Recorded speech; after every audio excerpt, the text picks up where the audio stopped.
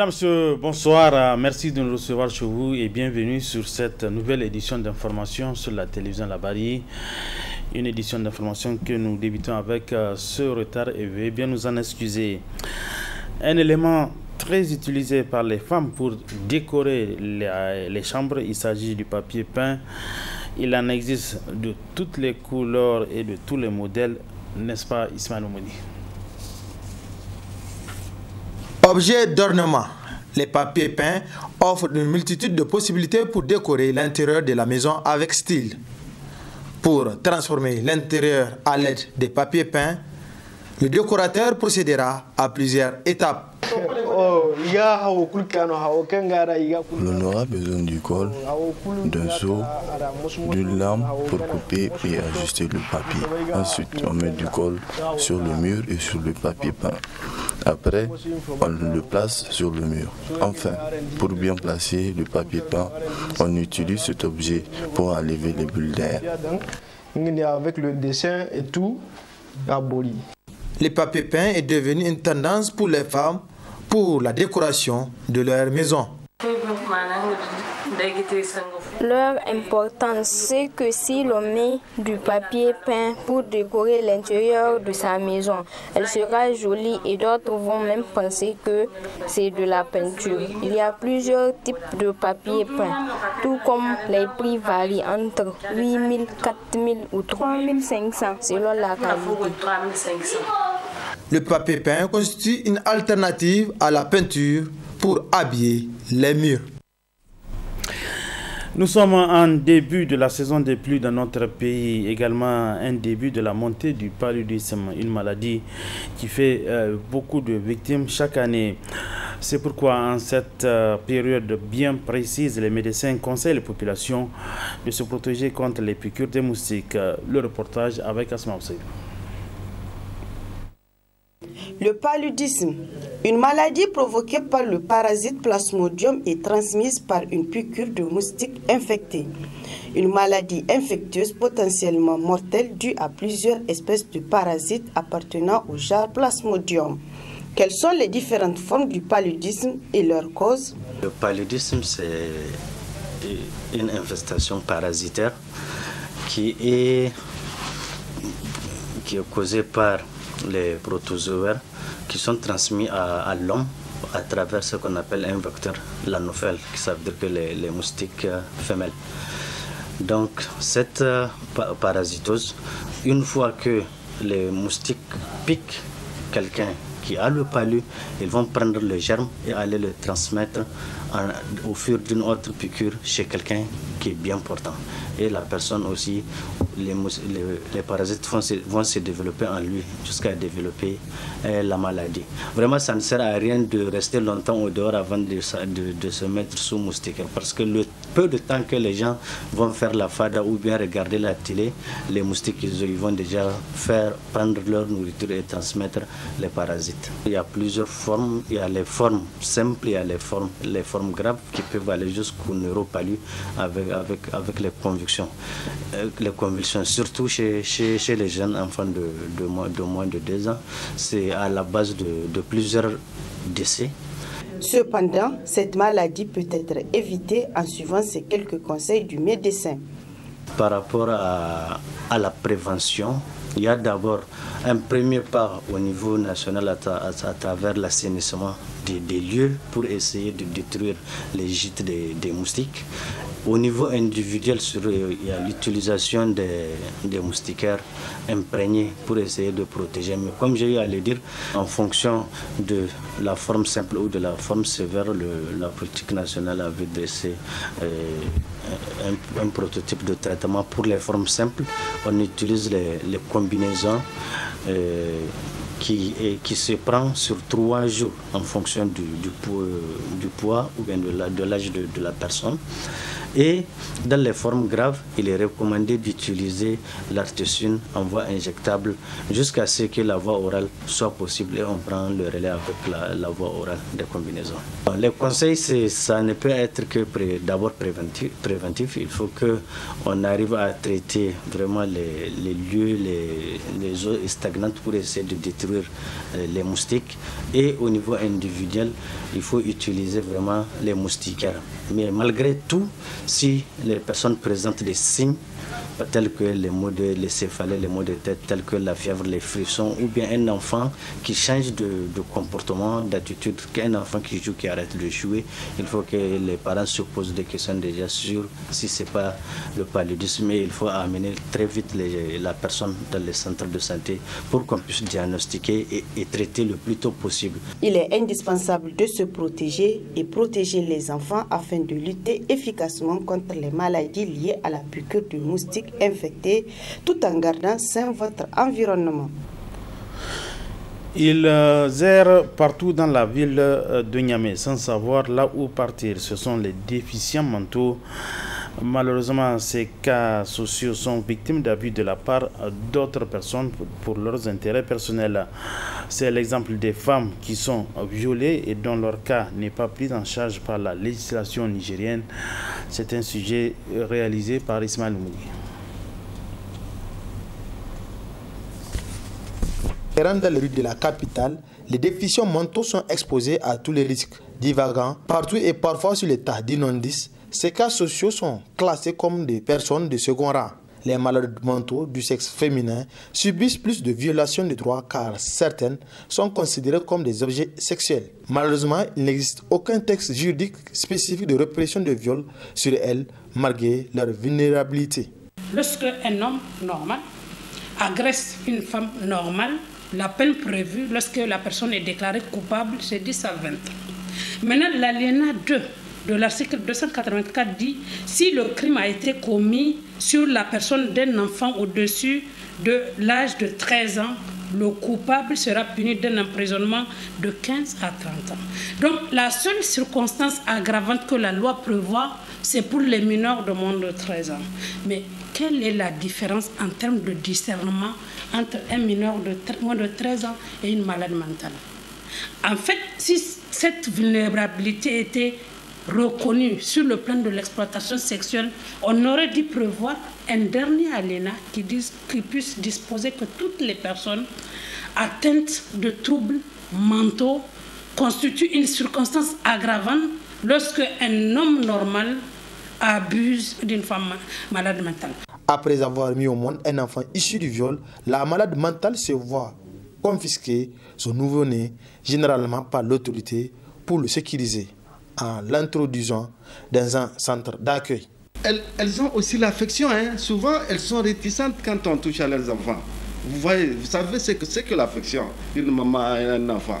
Donc ce n'est pas par gaieté de cœur que nous prenons les enfants, mais nous le faisons pour leur bien, pour le bien de la société. Parce que ces femmes-là, elles n'ont pas choisi d'être malades mentales. Une fois que l'enfant a grandi, on le place dans sa famille. Stigmatisé, violé et privé de sa progéniture, c'est malheureusement la situation dans laquelle végètent certaines femmes à Niamey à cause de leur état de santé mentale. L'absence d'une loi de répression sévère contre ceux qui abusent de ces femmes mentales ne fait-il pas partie des raisons qui tardent à mettre fin à ces fléaux qui est pourtant une réalité dans nos sociétés?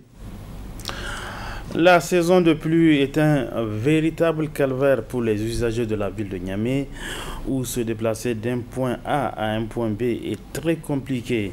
Une situation qui engendre d'énormes conséquences. Le cri de cœur des usagers dans ce reportage avec notre infatigable reporter Asma Ousseïdou. Emprunter certaines voies de la capitale en saison pluvieuse relève d'un véritable parcours de combattant. Après la pluie, c'est un calvaire, c'est un casse-tête. Aujourd'hui, quelle est la voie à l'issue pour qu'on s'amène, chemine vers le goudron, un goudron qui t'amène à peine aux 200 ou 300 mètres de goudron? C'est ça aujourd'hui le problème. Donc ce qui fait que toutes les voies qui amènent sur le goudron, aujourd'hui, c'est de faire des gymnastiques. Qu'on le veut ou pas, ça c'est une réalité palpable sur le terrain, que tout le monde est en train de vivre. Ça c'est une réalité. Même à pied, aujourd'hui ça veut dire que c'est un problème. À plus forte raison ceux qui ont des véhicules. C'est un problème récurrent, l'impraticabilité des routes, surtout au moment de la saison pluvieuse. C'est vraiment un casse-tête pour circuler à Niamey. Et nous, en tant que conducteurs, en tout cas, c'est un outil de travail la route. Donc si les routes sont praticables, donc nous sommes handicapés, on ne peut pas assumer notre devoir, en tout cas de transporter les gens, de les déposer. Vraiment c'est un casse-tête.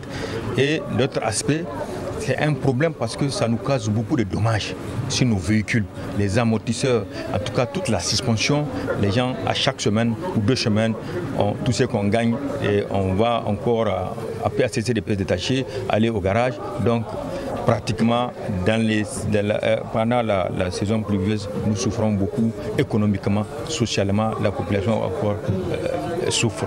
Les usagers interpellent les autorités par rapport à cette situation qui leur cause beaucoup d'impair. Et l'état des véhicules, tu as vu que maintenant, ça veut dire que tu prends un véhicule, ça veut dire qu'un an, maintenant ça serait la carcasse. Vous prenez, ça veut dire qu'aujourd'hui, surtout pendant la saison pluvieuse, même par ailleurs, ça veut dire qu'il faut aller refaire les amortisseurs, il faut aller reprendre le prix, il faut aller reprendre la peinture, donc ça veut dire que ça serait zéro. Nous interpellons la ville de Niamey d'encore de redoubler d'efforts. Effectivement, il y a des efforts qui ont été faits par rapport au nid des poules, mais de faire des efforts pour désenclaver en tout cas les grands quartiers périphériques qui ont une grande population, qui ont besoin de se placer. Parce que la mobilité quand même, c'est ça aussi. Sans mobilité, il n'y a pas de vie. Sans mobilité, il n'y a pas de travail. Donc vraiment, nous pensons que c'est indispensable. Il revient alors aux autorités de la ville de Niamey de prendre leurs responsabilités afin que Niamey la coquette puisse être une réalité. Parlons à présent de ce précieux et vital liquide qu'est l'eau, dont l'accès à cette de qualité se pose avec acuité pour certaines populations. Dans plusieurs quartiers de Niamey et même à l'intérieur du pays, les populations souffrent de l'accès à l'eau potable. Le constat est signé Nafissatou Yaya dans le cadre d'un partenariat Labari-IMS. Selon les données du ministère nigérien de l'hydraulique et de l'assainissement en 2020, seulement 49% de la population urbaine bénéficie d'un service optimal d'eau potable contre 2% pour les populations rurales. Parmi cette population urbaine à Niamey, plusieurs quartiers font face à une pénurie d'eau, surtout pendant la période de forte chaleur. Plusieurs facteurs expliquent ce phénomène à Niamey, selon Dr Younsa Hassan, géographe aménagiste. L'accès à l'eau potable, c'est traduit d'abord par une sorte d'écrit, si vous voulez, et un modèle que vous voyez ici, à travers cette image autour du fleuve Niger. Au niveau de la ville de Niamey, surtout notamment au niveau du premier arrondissement communal, à partir du plateau, où le service d'eau a commencé avec la construction du premier château d'eau, vous avez dans cet espace le réseau qui est presque diffus. Vous savez, le réseau qui passe partout. Donc, ce qui fait que c'est comme si, au fur et à mesure que vous vous éloignez du fleuve, vous êtes en train de vous éloigner d'un meilleur accès à l'eau potable. Et le problème est lié à l'éloignement des infrastructures et équipements. À partir du mois de mars, les températures augmentent et provoquent une hausse de la demande d'au moins 20% en eau. Si vous regardez la production d'eau au cours de l'année par rapport en lien avec les températures, vous allez voir que dès que les températures commencent à augmenter, il y a une hausse des besoins en ville. Donc, ce qui fait que ceux qui se trouvent au niveau des périphéries, même l'eau qui est produite au niveau des usines de Goudel et Intra ne peut pas être refoulée. Autre facteur aussi qu'on peut expliquer, c'est lié vraiment à la croissance urbaine anarchique. Parce qu'on s'est trouvé dans une situation où, au moment où la ville grandissait, les infrastructures et équipements ne suivaient pas. Pour faire face à ce problème d'eau dans ces quartiers à Niamey, un modèle d'aménagement hydrique s'avère nécessaire, selon toujours Dr Younsa. La pénurie, c'est un facteur qui est socialement construit. C'est-à-dire, en fait, la pénurie, c'est provoqué par les usages de l'eau. Donc, puisque c'est une mauvaise utilisation de l'eau, une mauvaise répartition de l'eau. Par exemple, nous, au niveau du laboratoire, les réflexions que nous menons pour aider à améliorer, c'est d'essayer de trouver un modèle d'aménagement qui permet d'atténuer les souffrances de ces populations qui sont au niveau de ces troisième territoires qui est au niveau de la périphérie. Donc c'est un modèle sur lequel nous continuons à travailler, qu'on appelle le modèle du PESOL, qui essaie d'appréhender l'ensemble des services qu'on a dans la ville de Niamey afin de faire une répartition qui va permettre d'avoir un équilibre hydrique. Des efforts sont fournis par les autorités pour pallier ce problème d'eau. C'est pourquoi il appelle à la responsabilité de la population. Il faut reconnaître qu'il y a des efforts qui sont faits quand même avec la construction de la 4e filière au niveau de l'usine de Goudel qui a une capacité de 40 000 m3, donc qui a augmenté la capacité à l'échelle de la ville. Donc il faut dire, puisqu'on dit que c'est vraiment un facteur qui est socialement construit, donc c'est provoqué par les usages de l'eau et les différences techniques aussi. Donc ce qu'on peut dire, c'est qu'à l'échelle, à l'endroit de la population, c'est vraiment de les appeler à la responsabilité, à la sobriété, à utiliser l'eau avec parcimonie. Surtout ceux qui se trouvent, ceux qui sont proches des infrastructures. Il ne faut pas oublier que dans la journée, quand vous ouvrez vos robinets, vous les laissez ouverts, vous empêchez à ceux qui sont éloignés des infrastructures d'avoir de l'eau. Au Niger, moins d'un habitant sur deux a accès à l'eau potable. C'est pourquoi la gestion saine et durable de cette denrée est essentielle pour l'atteinte de l'objectif de développement durable d'ici 2030. Voilà, point final de cette édition d'information, mesdames, messieurs. Merci à vous de l'avoir suivi. Bon week-end à tous, bonsoir.